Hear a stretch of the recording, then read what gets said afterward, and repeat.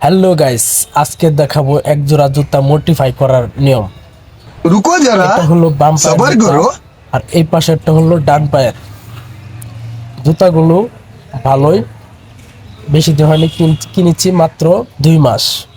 টাইসের কাজ করতে গিয়ে অনেক সময় টাইসের টুকরা দলা হয় ফ্লোরে, হঠাৎ করে পাড়া দিতে গিয়ে একটি টুকরা টাইসের জুতার ভিতর দিয়ে ঢুকে যায়, এতে ছিদ্র হয়ে গেছে।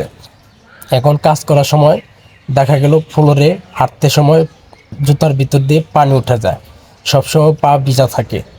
তাই এই কস্টিপ দিয়ে জুতাটি মডিফাই করতেছি।